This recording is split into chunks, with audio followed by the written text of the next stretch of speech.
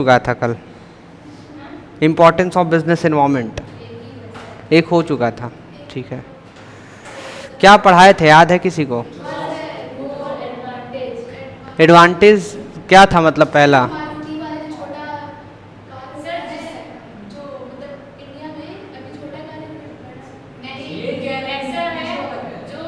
कल कल जो पढ़ाए थे परसों, इम्पोर्टेंस ऑफ बिजनेस इन्वायरमेंट में एक पढ़ाए थे, क्या था?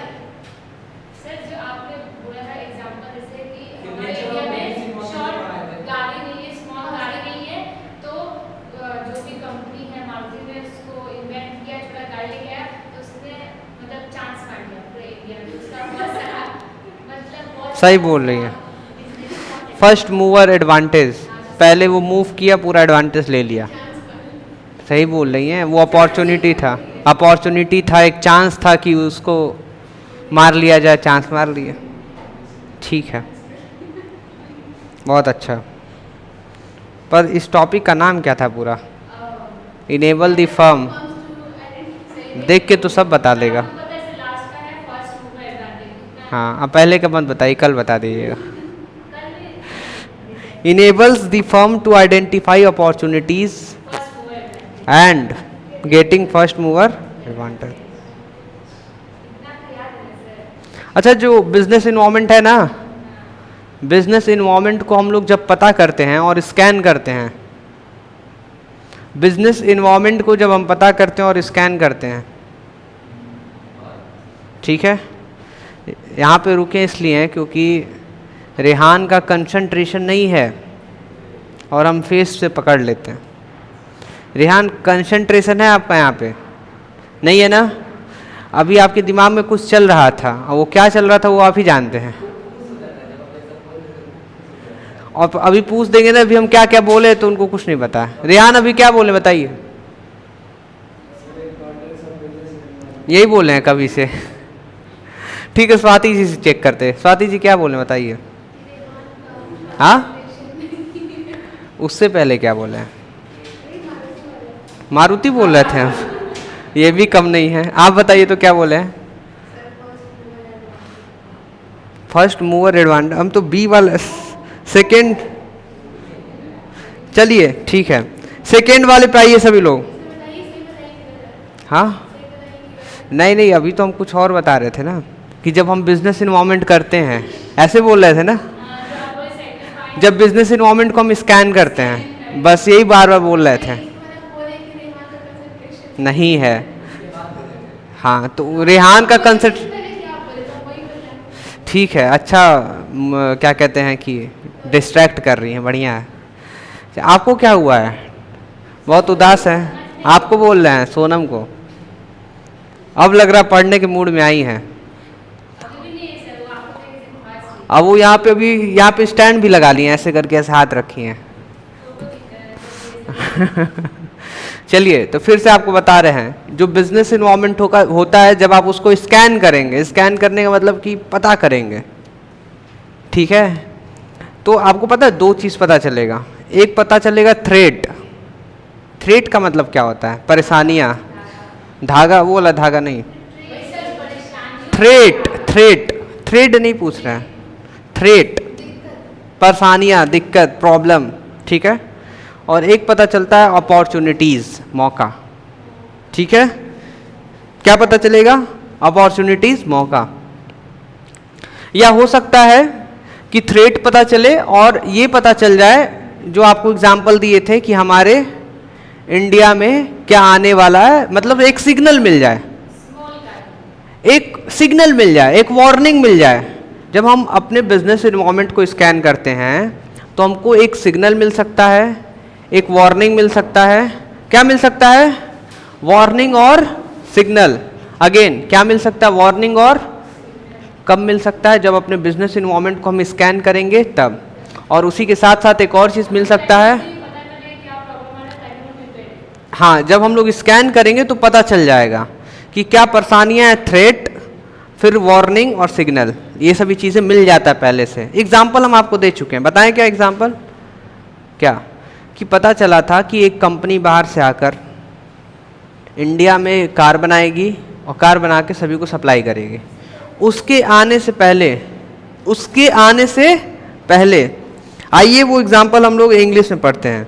On scanning the business environment the Maruti उद्योग, सेकेंड पॉइंट के फिफ्थ पैराग्राफ पे आ जाइए, लाइन में, सेकेंड पॉइंट के 5th लाइन में आ जाइए। For example, on scanning the business environment the Maruti Udyog company got the qualitative information that more foreign car manufacturing companies are going to set up their business in India. They took it as a warning signal and started increasing their production capacity. The Maruti company accepted the entry of foreign car companies as warning signal and increased their production to supply the cars without any waiting period to compete with the new companies. जो नया company आने वाला है उस नए company से आने से पहले ही अपना प्रोडक्शन बढ़ा दिया, सभी को सप्लाई कर दिया और वो तैयार था, तुम आओ हम तुमसे कंपटीशन करेंगे, और उसके आने से पहले ही पूरा फैला दिया, कार ही कार सबको दे दिया। ये सब चीज़ पता कैसे चला? स्कैन करने पे, मतलब बिजनेस इन्वायरमेंट को जब स्कैन किया तो इसको एक इन्फॉर्मेशन मिला, क्वालिटेटिव इन्फॉर्मेशन। जो इन्फॉर्मेशन था उसमें क्वालिटी थी। कैसी क्वालिटी थी? वो ये बता रहा था कि कंपनी आने वाली है और यहाँ पे कार बनाने वाली है। ठीक है, तो now we have completed the second point and the name of second point is helps the firm to identify the threats and early, मतलब पहले वार्निंग सिग्नल। सबसे पहले जो वार्निंग सिग्नल मिल गया, early warning signal. First point क्या था? Enables the firm to identify opportunities and getting first mover advantage. दूसरा, helps the firm to identify the threats and early warning signal. तीसरा लिखा helpful in typing and assembling resources. क्या लिखा है? Helpful in typing and assembling resources. सब बता दें सब। देखिए क्या लिखा है इसके अंदर, business man have to supply the goods to market according to the demand in market. क्यों? समझ आया आपको? मार्केट में जैसा डिमांड रहता है वैसा बिजनेसमैन सप्लाई करना चाहता है। टू सप्लाई आउटपुट, अच्छा उसको सप्लाई क्या करना है? Final goods. फाइनल गुड्स को बोलते हैं आउटपुट। क्या बोलते हैं? आउटपुट। तो to supply output, output supply करने के लिए दे नीड इनपुट। उसको क्या चाहिए? Raw material. ठीक है, क्या चाहिए उसको? They acquire raw material and other resources keeping in mind the output demanded in the environment. वो रॉ मटेरियल पता है कैसा खरीदेगा? वो रॉ मटेरियल वैसा खरीदेगा जैसा उसको प्रोडक्ट बना के मार्केट में बेचना है। एग्जाम्पल, पहले का टीवी कैसा रहता था? Black and white. अंकल का टीवी डब्बा, एक एडवर्टीजमेंट आता था, डब्बा है भाई डब्बा, अंकल का टीवी डब्बा, आता था ना। तो पहले के टीवी ब्लैक एंड वाइट रहते थे। अर्पित हंस रहे हैं क्योंकि वो रखे थे, फोड़ दिए अपना टीवी ब्लैक एंड वाइट वाला। तो ब्लैक एंड वाइट वाला जो टीवी था वो पीछे से निकला रहता था, बड़े में रहता था, और अब का टीवी तो एकदम स्लिम पतले में रहता है, थिन पतला एकदम है। तो पहले का टीवी ब्लैक एंड वाइट और अब का टीवी कलरफुल वाला स्मार्ट टीवी। वो भी स्मार्ट हो गया, बाल बाल झाड़ के स्मार्ट हो गया। ठीक है, और एलईडी टीवी। ठीक है ना। अब देखिए क्या हम समझा रहे हैं आपको। तो पहले के लोग क्या करते थे? पहले के बिजनेसमैन जो आउटपुट देना था, मतलब ब्लैक एंड वाइट टीवी, तो उसी हिसाब से रॉ मटेरियल लाते थे, सप्लाई कर देते थे। ठीक है, अब आगे पढ़िए क्या लिखा है। The select resource according to availability in environment and the demand of output in. हमारे एनवायरमेंट में किस चीज़ का डिमांड है, क्या हमको सप्लाई करना, उस हिसाब से हम इनपुट लाते थे। अब देखिए क्या है। For example, with the demand of LED 3D TV manufacturer are collecting resources necessary to manufacture LED and 3D TV. अब क्या हो गया है? अब जितने भी बिजनेसमैन हैं अब एलईडी टीवी चाहिए, स्मार्ट टीवी के लिए क्या कर रहे हैं? इनपुट कलेक्ट कर रहे हैं कि अब हम एलईडी टीवी बनाएंगे। ठीक है, अब देखिए इसके आगे, दे यूज द स्कैनिंग रिपोर्ट। वो बार बार स्कैन करते हैं।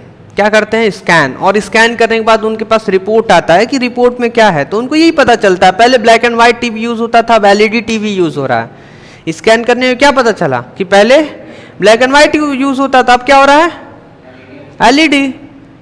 मान लीजिए कोई और कंपनी स्कैन करती है, उसको क्या पता चला, पहले कीपैड मोबाइल यूज होता था, अब टच स्क्रीन। फिर कोई और कंपनी है, वो फिर से स्कैन की, तो वो क्या ध्यान दी कि पहले एक कैमरा वाला चलता था, अब 4-4 कैमरा लगा रहता है पीछे, ठीक है। फिर उसके बाद फिर स्कैन हुआ, तो फिर पता चला कैमरा अंदर से ऐसे निकलेगा, फोटो क्लिक करके फिर अंदर चला जाएगा, आ रहा समझ में।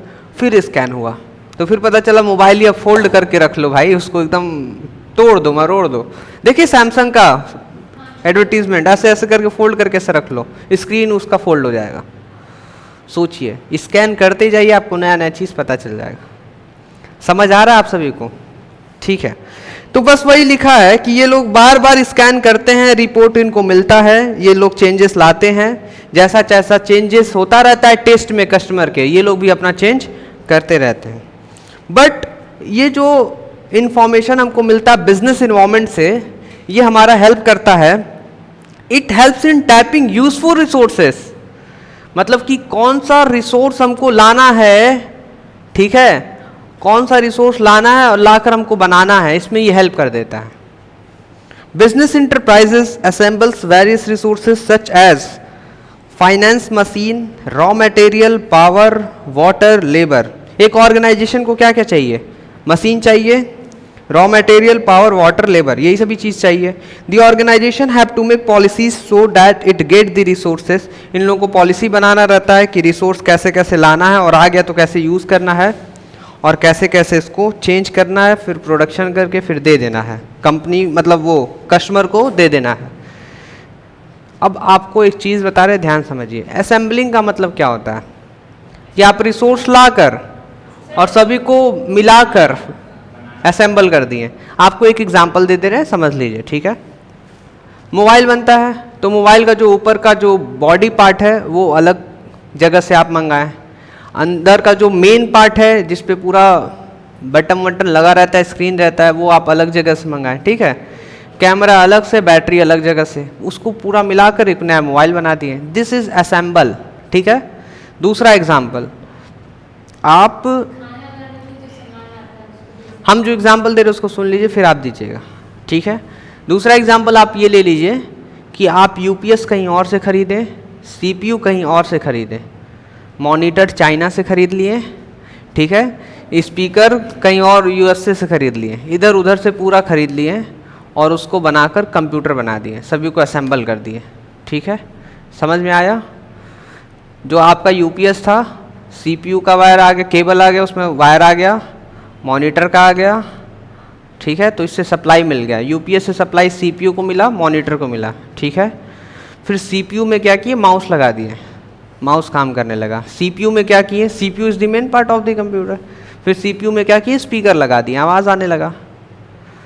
क्लियर है? बन गया आपका कंप्यूटर। कीबोर्ड भी लगा दिए। उसके बाद आपको मतलब सीपीयू एक ऐसा, उसमें सब लगा दिया, असेंबल हो गया कि नहीं एक कंप्यूटर। तो ऐसा, अब देखिए, सपोज करिए कि आपके पास पैसा कम है, सबसे पहले मॉनिटर मंगा के रख लिए, कुछ समय बाद पैसा आया, सीपीयू मंगा के रख लिए, कीबोर्ड माउस कितने का, 1000 में मिल जाएगा दोनों, बन गया कंप्यूटर। फिर धीरे धीरे पैसा आता जाएगा, आप लगाते जाएंगे। असेंबल का मतलब आप लोग को समझा दिए, ठीक है। तो बिजनेस इन्वायरमेंट को जब हम स्कैन करते हैं तो जो बिजनेस रहता है, बिजनेस को पता चल जाता है कि क्या क्या असेंबल करना है, सामान मंगाना क्या क्या है, और उसको असेंबल करके बनाकर बेचना है, ये पता चल जाता है असेंबल और टाइपिंग का। 4 में क्या लिखा हुआ है, help to adjust and adapt with the rapid changes. क्यों, इधर बताइए, बहुत तेजी से चेंजेस हो रहा है कि नहीं हो रहा है, हो रहा है कि नहीं हो रहा है चेंजेस। एक समय ऐसा था, उस समय डैमेज जींस बहुत तेजी से चलता था, इस समय चल रहा है, नहीं चल रहा है, पता चल रहा है नहीं। फैशन, लोग अपना जींस एकदम नीचे करके पहनते थे, अब चल रहा है फैशन, खत्म। पहले बॉयज़ जो होते थे, जेंट्स जो होते थे, कितना नीचे, मतलब वो दिल्ली विल्ली बड़े बड़े शहरों में एकदम जींस नीचे रहता था, अलग ही फैशन था भाई साहब, अलग ही फैशन, खत्म। डैमेज जींस खत्म, यहाँ पे फटा रहता था। हाँ, अरे बहुत कम चल रहा है, देखने को नहीं मिलता है मार्केट में, कहीं घूम जाए देखने को नहीं मिलेगा। फिर एक आधा आया तो लोफर जींस, अलग अलग है, उसको पहन के पता नहीं कैसा लोफर फील होता था। ठीक है, आया था फैशन, चला गया, खत्म हो गया। ठीक है, तो ये जो जल्दी जल्दी जो चेंजेस हो रहा है इन्वायरमेंट में, तो जैसे जैसे चेंज हो रहा है वैसे वैसे जो हमारा बिजनेस इन्वायरमेंट को स्कैन कर रहे हैं, पता चल रहा है चेंज हो रहा है, तो उसी हिसाब से बिजनेस भी क्या कर ले रहा है, चेंजेस ला दे रहा है। तो 4 पॉइंट क्या है, help to adjust and adapt with the rapid changes. ठीक है, 5th पॉइंट क्या है, adjusting in planning and policy making. देखिए सिंपल सी बात है, बाहर का इन्वायरमेंट स्कैन कर रहे हैं, चेंजेस हो रहा है, जैसा चेंजेस हो रहा है वैसा हम क्या कर रहे हैं, पॉलिसी बना रहे हैं, जैसा चेंजेस हो रहा है वैसा हम प्लानिंग कर रहे हैं। तो प्लानिंग जो हम चेंज कर रहे हैं, ये चेंज करने के लिए कौन हेल्प कर रहा है, बिजनेस इन्वायरमेंट। क्यों वो हेल्प कर रहा है, क्योंकि इसको स्कैन कर रहे हैं तो वही तो बता रहा है कि बाहर क्या चेंजेस हुआ है। तो जब वो बता रहा है तो उसी के हिसाब से हम क्या कर रहे हैं, प्लानिंग बना रहे हैं, और उसी के हिसाब से हम पॉलिसी बना रहे हैं। ठीक है, तो 5th पॉइंट क्या था, एडजस्ट। एडजस्ट का मतलब होता है हेल्प करना, एडजस्टिंग का मतलब हेल्प करना, तो help in planning and policy making. 5th point क्या था, adjusting in planning and policy making. ये 1 to 6 अभी 6 पढ़ाना है, 1 to 6 आपको याद करके समझ कर कल आकर बताना आपको। ठीक है, क्योंकि पीछे बुक नहीं है, अब आपके पास बुक होना चाहिए कल। ठीक है ना, आप दोनों लोग के पास बुक होना चाहिए, तो बुक का इंतज़ाम कर लीजिए आप लोग। 6 में क्या लिखा है, इम्प्रूवमेंट इन परफॉर्मेंस। क्या है, इम्प्रूवमेंट इन परफॉर्मेंस। देखिए ये बताइए कि आप अभी तक क्या पढ़ रहे हैं, बार बार बिजनेस को स्कैन करो, बिजनेस को स्कैन करो, बिजनेस को स्कैन करो। भाई बार बार बिजनेस को स्कैन करने से एक आपको आइडिया आ जाता है, बार बार बिजनेस को स्कैन करने से एक एक्सपीरियंस आ जाता है। ठीक है, आप जो चेंजेस देख रहे हैं, चेंजेस जैसा देख रहे हैं उसी तरह आप अपने बिजनेस ऑर्गेनाइजेशन में चेंजेस कर रहे हैं। ये सभी चेंजेस करते करते आपके अंदर एक इम्प्रूवमेंट आ जाती है। क्या आ जाती है, इम्प्रूवमेंट। ठीक है, तो वही लिख दिया है, इम्प्रूवमेंट इन परफॉर्मेंस। जैसा आप परफॉर्म कर रहे हैं, काम कर रहे हैं, उसमें इम्प्रूव आते जा रहा है। क्यों, क्योंकि भाई इतने सारे प्रॉब्लम आ जा रहे हैं, इन्वायरमेंट चेंज हुआ तुरंत चेंज करो, इन्वायरमेंट चेंज हुआ तुरंत चेंज करो। वो जो मैनेजर है, वो जो बिजनेस है, उसके अंदर क्या हुआ, इम्प्रूवमेंट आ गया। किस में इम्प्रूवमेंट आया, उसके परफॉर्मेंस में। जब वो काम कर रहा है, परफॉर्म कर रहा है किसी भी चीज़ों को, तो उसमें इम्प्रूवमेंट आ गया। ठीक है, समझ आया सभी को, फाइन। अब हमको आप लोग कुछ क्वेश्चन पूछ रहे हैं, बता दीजिए। 14 फॉल प्रिंसिपल किसको किसको याद है, हाथ उठाइए जल्दी से। याद है, 1 2 3। आपको नहीं याद है क्या, अभी नहीं याद है, हो गया, आपकी स्माइल से पता चल रहा है याद नहीं है। अर्पित 14 फॉल प्रिंसिपल नहीं याद है, और जो बड़ा बड़ा जो 2 भूल जा रही हैं आप ना, हेलो हेलो, जो 2 भूल जा रही हैं उसको याद कर लीजिए, ये मत बोलिए कि भूल जा रहे हैं। रेहान बताएंगे सभी को, बार बार वही हाथ उठा रहे हैं, लंबा हाथ उठा रहे हैं, सर हमको याद है। बताइए रेहान, सभी को। रेहान रेहान रेहान बताइए तो सभी को।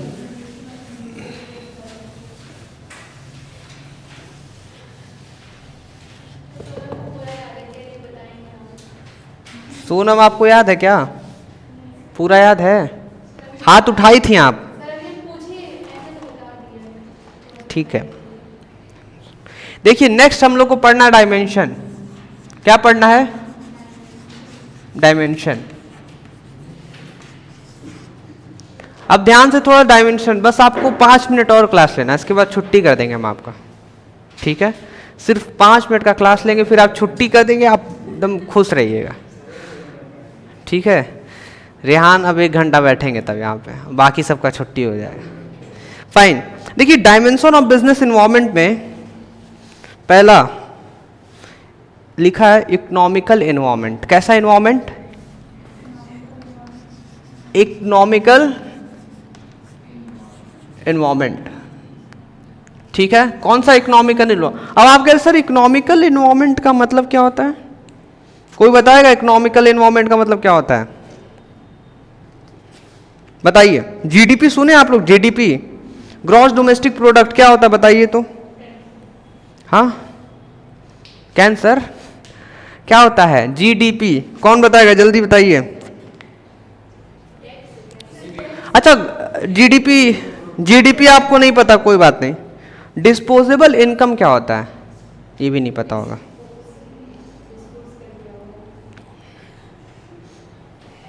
कोई बात नहीं, हम बताते हैं क्या करना।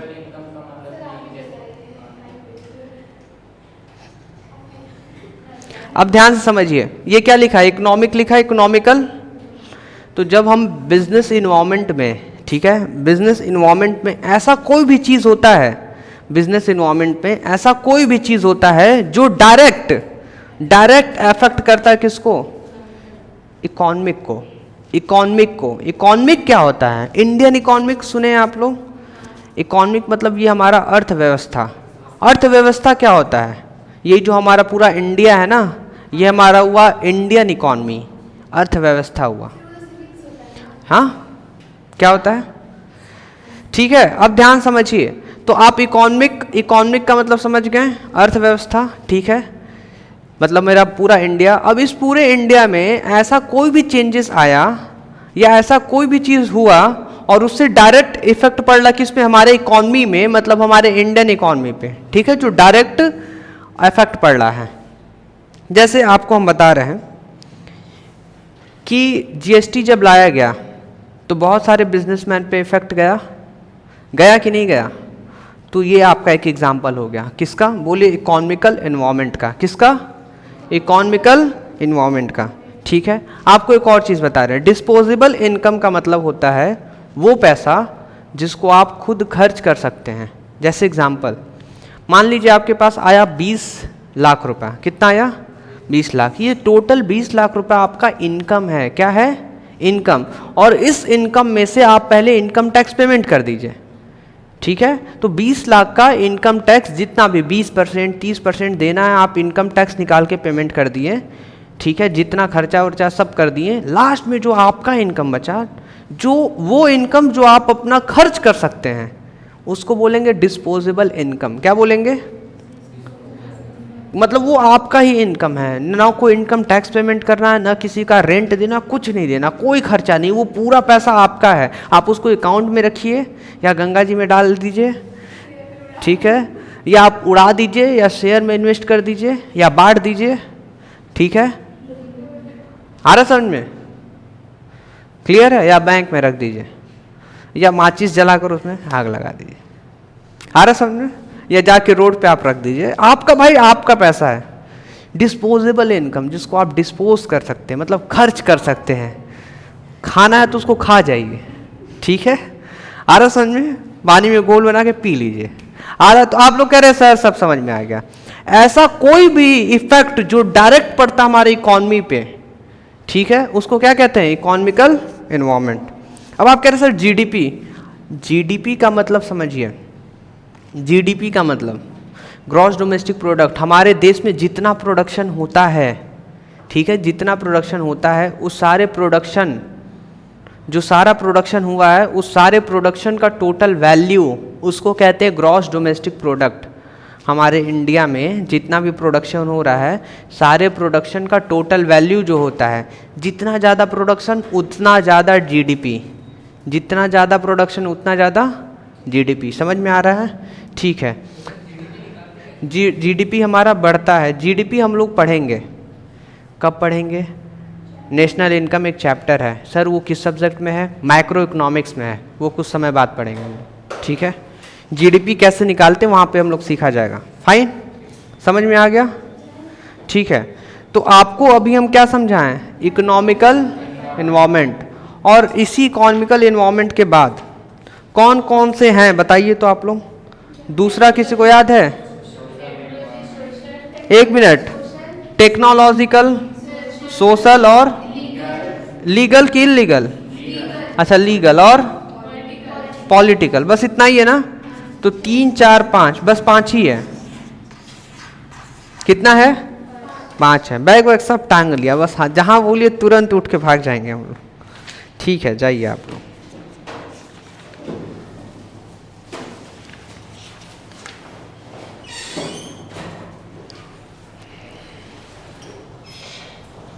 रेहान आप रुकिएगा, आपको कुछ होमवर्क दे दे पहले।